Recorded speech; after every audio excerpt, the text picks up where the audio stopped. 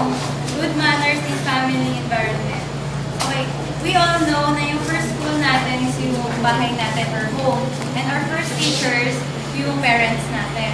Bakit? Kasi hindi naman lahat sa school lang may natututunan. Yung basic foundation ng each individual, dapat nanggagaling yon sa family. Kasi, yun nga, parang sinabi ko, hindi lahat matututunan sa school. Lalo na yung mga practical, dapat sa bahay natututunan yon. And sino yung responsible para turuan tayo? Siyempre, yun yung parents natin. Kasi sila yung sa way ng pag-discipline nila, yun din yung way na para tinuturuan nila tayo. Good manners, ay din yung pag-value ng family members and friends. Siyempre, if we respect yung others, nag-show tayo ng good manners sa kanila or ng pag-value natin sa kanila. A home is always a home. You should feel at home and comfortable. Siyempre, minsan, yung pag nasa labas tayo ng bahay dito sa school, puno-puno tayo ng stress, minsan nagkakaroon tayo ng mga problema sa ibang tao. So, dapat pag-uwi natin sa bahay, dun yung makakapag-relax na tayo, makakapag-unwind tayo somehow, makapaglabas tayo ng mga sama na loob natin. And then, yung relationship natin towards sa mga family members natin, dapat komportable rin tayo sa kanila at ma-maintain natin yung harmonious relationship sa bawat isa. Paano natin napapakita yun? Siyempre, yung pagmamahal sa kanila, pag-care, at saka siyempre, hindi rin dapat mawawala na kahit gano'n tayo ka-close sa isang tao, dapat nandun pa rin yung respeto. Yung home it has to be comfortable atmosphere, and yung relationship natin, good relationship natin sa pamilya natin will help us to grow more mature and progressive. And you can maintain a harmonious relationship when you preserve your values and good manners.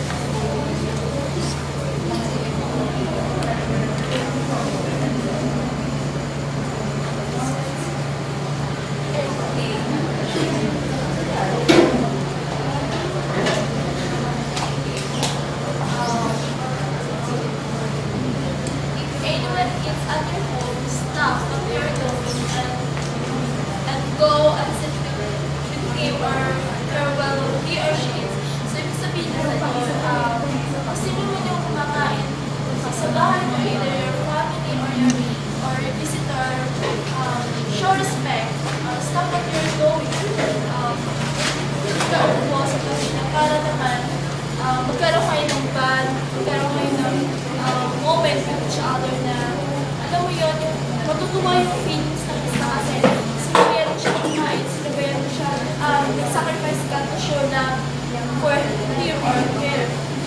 Another view. Offer to everyone around you whatever you are eating and drinking for the studies. Mapagbigay ka kung ano yung kinakain mo or either maliit or malaki. Bigay ka lang at nagawin manong hindi na tinaluhan mo. Nagbibigay ito naman, alam mo yung feeling na na-remember ka, yung binigyan ka kahit na konti lang na nag-alam ka rin siya sa'yo. So, magbigay ka lang dahil wala naman yung mawawala sa'yo kung magbigay ka sila. Kaya, yun.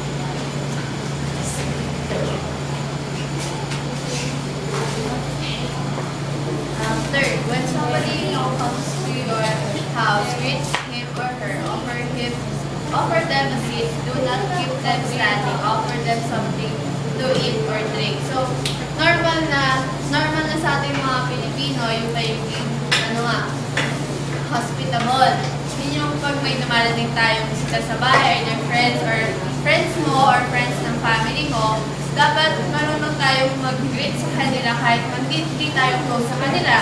Or, kasi malaking feedback yon sa family natin once na hindi natin pinaupo, hindi natin ginig yung mga bisita natin sa bahay. Baka isipin nila, masyado naman, ano pa naman yung pamilya niya, ano yung turo nila sa anak niya. So, dapat tayo, as daughter and son ng ating family, dapat marunong tayo mag-greet or mag-offer ng something sa bisita natin. Spend some time with the guests, even if guest or relative. Iba nga, kunyari, may dumating na bisita sa bahay natin. Kahit hindi naman natin bisita yun, dapat matuto tayo na i-entertain na siya kahit paano. Kasi diba, kahit hindi natin yung bisita yung mga kasama natin sa bahay. Kaya dapat mag-show tayo ng respect tsaka hospitality. Kasi minsan diba, maliglig sa atin, kunyari nga, may nadali na bisita. Kunyari, bisita ng ate mo. Tapos, iiwanan mo na lang sa sala yung bisita, basta tawagin mo yung ate mo, hindi mo man lang kakausapin. Tapos minsan magsa-cellphone ka lang sa tabi niya, tapos hindi siya kapansinin. O kaya tatakbo ka sa kwarto, tapos saalisan mo siya. Diba parang parang pangbabastos yun sa bisita. Tsaka parang yung mag-entertain mo sa kanya, parang rin yan, parang magkaroon kayo ng bonding, makilala mo siya, kung sino ba siya, gano'n.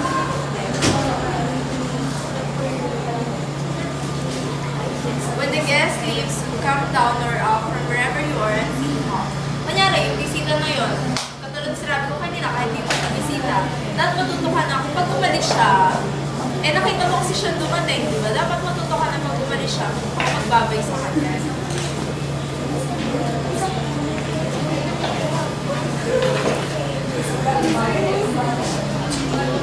Yes. Oy, turn on the lights.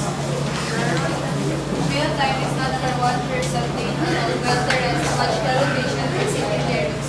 This is true even if you have had your meal. Always go and sit with the person who is eating until it finishes the meal. So, ibig sabihin ko ito, halimbawa, may isa kayong kasama sa bahay na late na dumating. So, kailangan pa rin natin siyang samahan sa pagkain kasi di ba, mas nakakaganang kumain kapag may kasabay kaysa mag-isa lang. Ay, yung ginawa mo?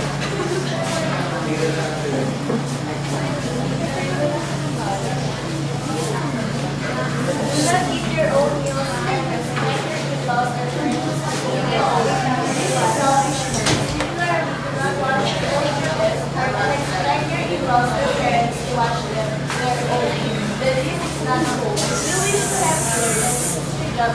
Everyone is Kapag niluluto ka, kapag gusto mo kumain kahit anong meal, dapat magluluto ka hindi lang para sa sarili mo, kundi para sa lahat.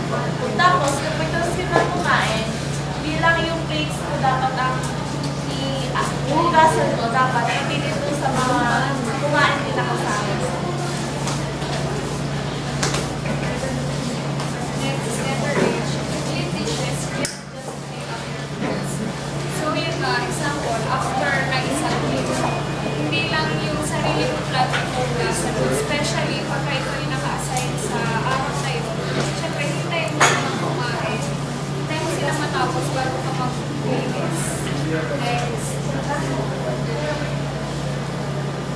I. One person is not work when the other is sitting around. Offer help in cultivation of favor with your ones. Do not offer division of favor with your parents or parents' spouse. Never let an older person earn while you sit around. Yan. So, sinasabi niya, para sa letter H, kung meron kang good manners, especially kung marunong kang mag-respect, hindi mo nahahayaan yung mas nakakatanda sa iyo magtrabaho. For example, meron kang kapatid.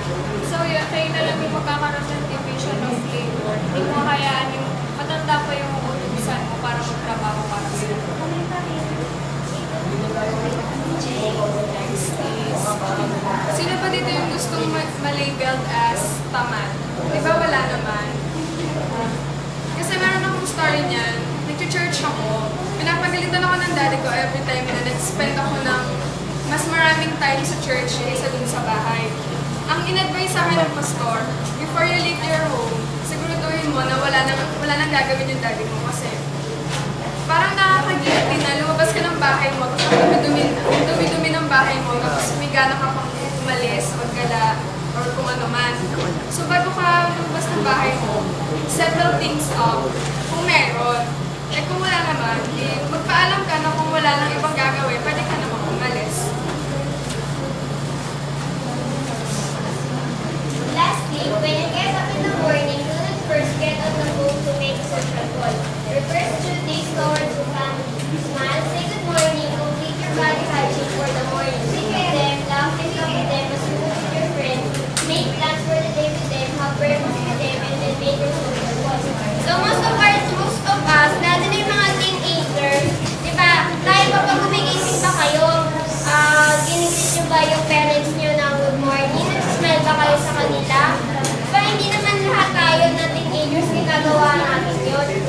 dapat every time, kasi di ba pag gumigising naman tayo, sino ba yung una natin na encounter? Di ba yung magulang natin sa mga kapatid natin?